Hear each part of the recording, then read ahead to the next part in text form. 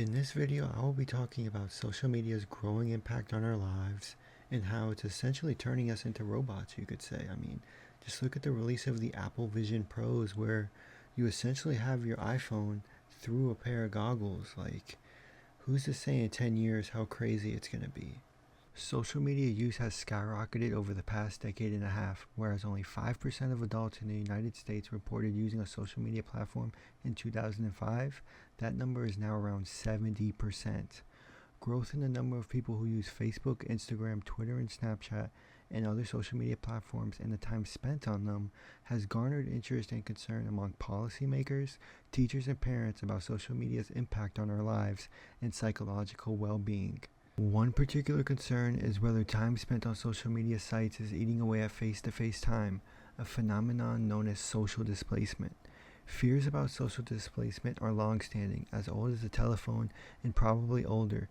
This issue of displacement has gone on for more than 100 years.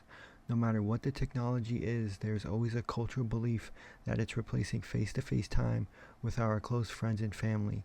In 2024, if you just look at the term iPad kids, for an example, that's a great term for this. More and more kids are literally just sitting on their iPads, and it turns into their teddy bear. It's like they can't live without their iPad, and that's just going to keep on getting worse and worse.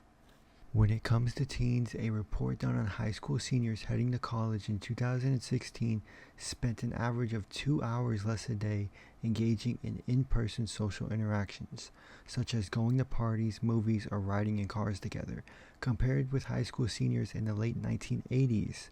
As a group, this decline was associated with increased digital media use. However, at the individual level, more social media use was positively associated with more in-person social interaction. The study also found that children who spent the most time on social media and the least time in face-to-face social interactions reported the most loneliness. Now, obviously in the 1980s, it's going to be a lot different than it is in 2024.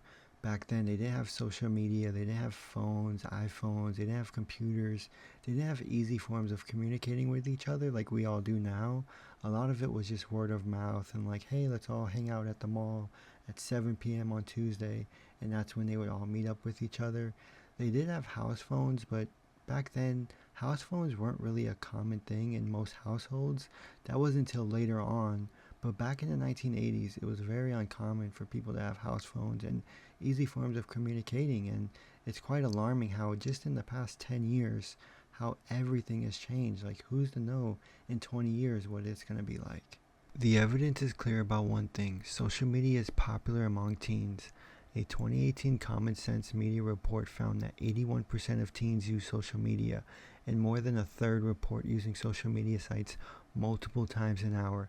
These statistics have risen dramatically over the past 6 years, likely driven by increased access to mobile devices.